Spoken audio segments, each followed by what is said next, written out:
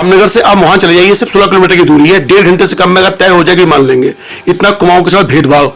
और वहाँ सर माफी चाहूंगा सर, मैं आपको टोक रहा हूं। सुनिए, नहीं सर, मैं सिर्फ उत्तराखंड के संबंध में बात करूंगा। सारी बात, वो दूरी आपकी घट करके 3-3.5 घंटे में हम रामनगर पहुंच जाते हैं। इतनी बढ़िया रोड। और रामनगर से पहाड़ की तरफ जाएंगे तो 2 घंटे की दूरी 4 घंटे की बढ़ गई सर, अब रोड खराब होने के कारण। माफी चाहूंगा आपको टोकने के लिए। नहीं सर, माफी चाहूंगा टोकने के लिए। मैं चाहता हूँ कि हमारे गढ़वाल के सांसद, पूर्व मुख्यमंत्री, कब ऐसा होगा कि देहरादून से उन्हें रामनगर आना होगा तो वो सीधे उत्तराखंड की सीमा से आए, यानी कंडी मार्ग होते हुए आए। ये कब होगा? आज क्या है, एनजीटी, एनजीओ, बहुत सारे ऐसे हैं जो कि विकास में बाधक बनते हैं। और सर मैं ये ब्रेकिंग कर दूं कि आने वाले टाइम पे हमारे पूर्व मुख्यमंत्री जी को उत्तर प्रदेश से होकर आना पड़ेगा रामनगर के लिए, सीधे वो कंडी मार्ग होते हुए यहाँ आएंगे 5 साल के अंदर अंदर। रामनगर कभी बद्रीनाथ का मुख्य बाजार हुआ करता, मुख्य मंडी हुआ करती थी, लेकिन अगर हालात देख लीजिए, रामनगर एक आदिवासी इलाका नजर आता है, तो उसके लिए प्रयास करेंगे कि रामनगर का पुराना गौरव आप लौटा पाएंगे। तो सर एक कॉर्बेट पार्क के अलावा है क्या रामनगर के पास? और वो भी सर हमारे सभी सन्या जी जो है बंद करवाने की फिराक में है, क्योंकि रामनगर में पिछली बार लाइट गई 24 घंटे में से 12-12 घंटे लाइट जाया करती थी। अब गर्मियों का प्रचंड दौर शुरू हो चुका है, तो क्या माना जाए कि रामनगर में लाइट का दौर फिर से वही 14 घंटे की लाइट कटेगी? आप दोनों गणमान्य व्यक्ति यहाँ मौजूद है। सर गई है सर, कल आप लाइव इंटरव्यू, जब हम इंटरव्यू दे रहे थे, अब वहाँ पे आपके कार्यक्रम लेट हुआ थोड़ा सा गढ़वाल सभा में, पिरुजाना में, तभी वहाँ 2 घंटे लाइट गया। हाय, मैं रवि के बिंदास बोल में आपका स्वागत है। देहरादून से रामनगर की दूरी 4 घंटे की रह गई है, ठीक है। रामनगर से आप वहां चले जाइए, सिर्फ 16 किलोमीटर की दूरी है, 1.5 घंटे से कम में अगर तय हो जाएगी मान लेंगे। इतना कुमाऊं के साथ भेदभाव। दूसरी बात, अगर आपने ये भी कहा अपने भाषण में कि हमको जो है यूपी होके आना पड़ता है, तो सर केंद्र में आपकी सरकार, यहाँ आपकी सरकार, कंडी मार्ग क्यों नहीं खोल देते आप लोग?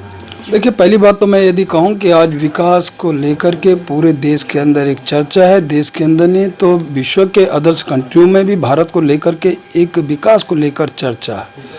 और उसी के कारण आज पूरे दुनिया के अंदर प्रधानमंत्री मोदी जी सर्वमान्य नेता बने हैं विकास के कारण। और आज वो जब कभी आज़ाद भारत में भी उन पिछला इतिहास हम देखें तो 50-60 दशकों में भारत का राष्ट्रपति और प्रधानमंत्री यदि जाया करते तो कोई पूछता नहीं था। और वहाँ सर माफी चाहूंगा सर, मैं आपको टोक रहा हूं। सुनिए, नहीं सर, मैं सिर्फ उत्तराखंड के संबंध में बात करूंगा। सारी बात मैं उत्तराखंड की भी ला रहा हूँ, सुनिए पूरी। तो मेरा ये कहना है कि यदि आज वहाँ गए तो कोविड के समय में भी पीपी किट, मास्क, यही दिन तो वैक्सीन भी भारत ने अदर्स कंट्रियों को भेजना शुरू किया, तो आज हम राहत महसूस की। तो वहीं सड़कों का जाल पूरे देश के अंदर बिछा है। और उत्तराखंड के अंदर तो मैं कहूँ तो विशेष कृपा दृष्टि प्रधानमंत्री मोदी की और हमारी भाजपा की सरकार की रही है, वो दिखता भी है। आज मैं यदि कहूँ कि दूरियों की मैं बात करता हूं तो मैं दिल्ली से जब चलता हूं तो मुरादाबाद 2-2.5 घंटे में पहुंचता हूं, जहां वहीं पहुंचने में हमको कभी 5-6 घंटे लगते थे। वहां से हम आगे बढ़ते हैं तो आपका 4 घंटे में हम यहाँ पहुंच जाते हैं।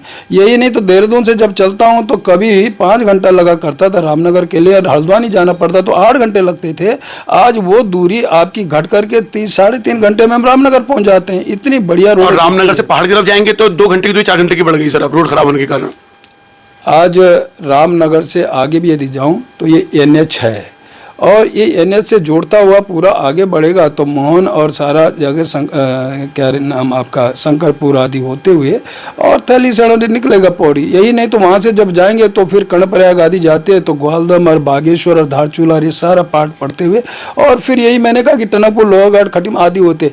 ये पूरी तरह से जोड़ने का काम यदि किसी ने किया तो प्रधानमंत्री मोदी जी ने किया, और गडकरी जी ने इसका विस्तार करने का जो काम किया आज वो दिखता है। और आज मैं यदि आपको कहूँ कि जब कभी मैं जाता था पिथौरागढ़ बीच संगठन काम करते हुए तो मुझे तो याद है खूब अच्छी तरह से कि आपका लोहाघाट के आगे पिथौरागढ़ बीच में जब पहाड़ गिर गया तो हमें चढ़ना पड़ा पहाड़ के ऊपर, और उधर से गाड़ी पकड़ कर फिर आगे जाना पड़ा।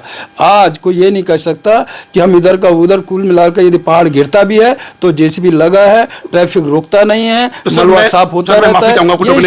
माफी चाहूंगा टोकने के लिए। मैं चाहता हूँ कि हमारे गढ़वाल के सांसद, पूर्व मुख्यमंत्री, कब ऐसा होगा कि देहरादून से उन्हें रामनगर आना होगा तो वो सीधे उत्तराखंड की सीमा से आए, यानी कंडी मार्ग होते हुए आए। ये कब होगा? उसकी भी मैं बात, यदि मेरी पार्लियामेंट की कार्यवाही आप सुनेंगे, पार्लियामेंट के अंदर जब ये विषय हमारे सामने आया तो मैंने कहा था कि कभी अंग्रेज आपका देहरादून से ऋषिकेश होते हुए और कंडी मार्ग से होते हुए आपका यहाँ रामनगर नैनीताल जाया करते थे, और वो भी तांग और घोड़े से जाया करते थे। रोड हुआ है, आप मेरी वो देखिए ना, कार्यवाही देखिए पार्लियामेंट की। तभी मैंने आपसे सवाल पूछा है सर। देखिए, तो जब जानते हैं तो मैंने कहा ना, सब चीजें जानते हुए भी लोग क्या बोलते हैं, आते नहीं जाते नहीं, बना नहीं ना तो ऐसे ही उसको भी सुन लीजिए।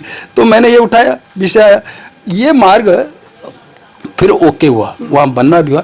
आज क्या है, एनजीटी, एनजीओ, बहुत सारे ऐसे हैं जो कि विकास में बाधक बनते हैं, अवरुद्ध बनते हैं, और वो कहीं ना कहीं पीएलआई आदि इस प्रकार का लगाए गए थे। एनजीटी ने बहुत सारा लगाया है ना, और उसके कारण जहाँ काम बढ़ना था तो उसके बाद फिर वो रुक गए, तो वो आगे नहीं बढ़ा वन पर्यावरण को देखते हुए।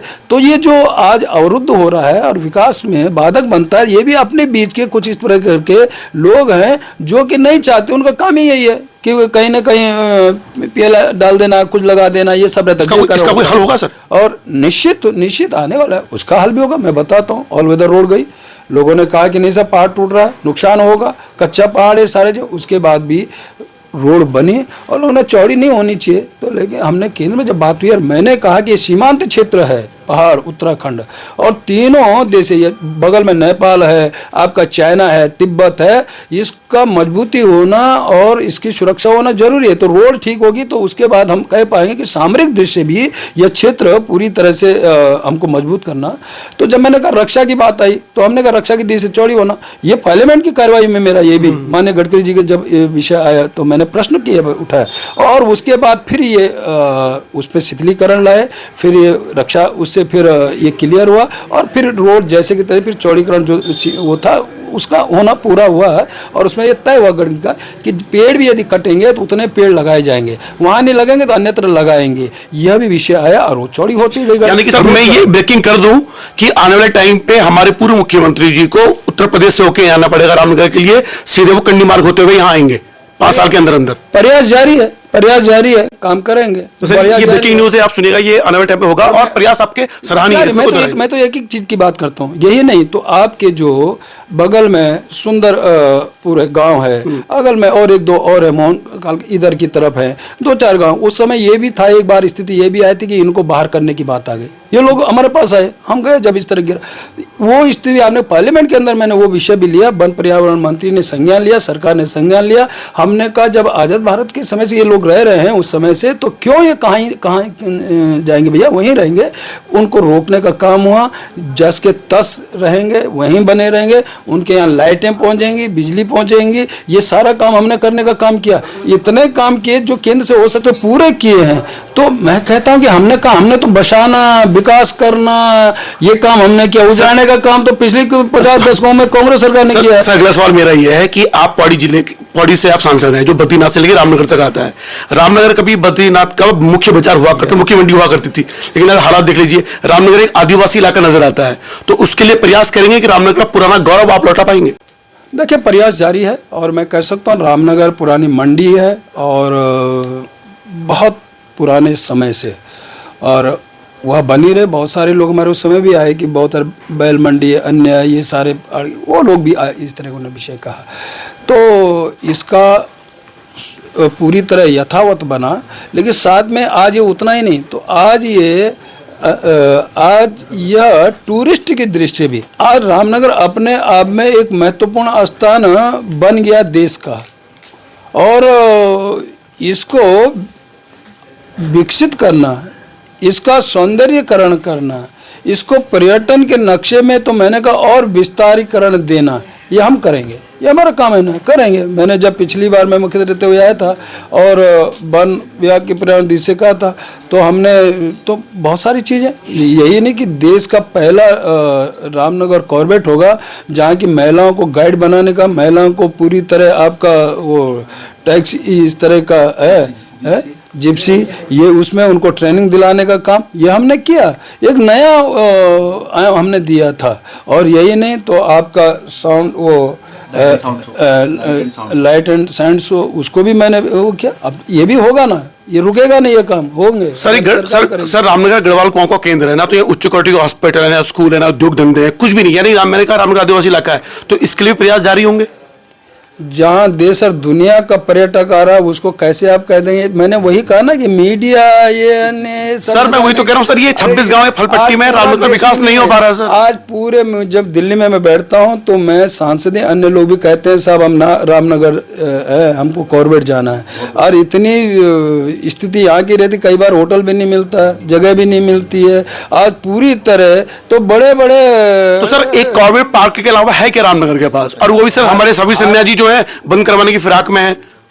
कोई बंद नहीं जो करा, IFS अधिकारी हैं। कोई बंद नहीं करा सकता है। ये विस्तार लेगा और बढ़ेगा। और मैंने कहा कि जैसे देश के अंदर बहुत सारे कॉर्बेट हैं, बहुत सारे कॉर्बेट हैं, लेकिन सब में से बेटर देन कॉर्बेट आपका रामनगर है। सर एक सवाल और, सर ये गर्मी आने वाली है तो लोग, मैंने सवाल पूछा, अब तो विधायक साहब भी मौजूद हैं यहाँ पे, दोनों हमारे रामनगर के मुख्य प्रतिनिधि, वो कह रहे हैं कि रामनगर में जो लाइट आएगी ये कितनी बार आएगी, इस तरह के लोगों के सवाल हैं। क्योंकि रामनगर में पिछली बार लाइट गई 24 घंटे में से 12 घंटे लाइट जाया करती थी। अब गर्मियों का प्रचंड दौर शुरू हो चुका है, तो क्या माना जाए कि रामनगर में लाइट का दौर फिर से वही 14 घंटे की लाइट कटेगी? आप दोनों गणमान्य व्यक्ति यहाँ मौजूद हैं। मैं यदि उत्तराखंड जब बना तो उस समय की बात आपको याद दिलाऊं, तो मैं हरिद्वार गया, शिक्षा मंत्री था तब। तो हमने कहा आपको क्या मिला? उन्होंने कहा देखिए साहब, सबसे बड़ी चीज़ ये मिली कि जहाँ उत्तर प्रदेश में रहते उस समय 2-3 घंटे लाइट देखने को मिलती थी, 24 घंटे। आज पूरी तरह हमको 24 आवर्स लाइट मिल रही है, हर आदमी उजाले में है। सर सर ऐसा मत कहिए, लोग हंसने लग जाएंगे इंटरव्यू देख के, क्योंकि ये विधायक जी भी जानते हैं यहाँ पे अभी ठंडियों में लाइट गई हुई है, जबरदस्त 4-4 घंटे सुबह लाइट गई हुई थी, ठंडियों में भी।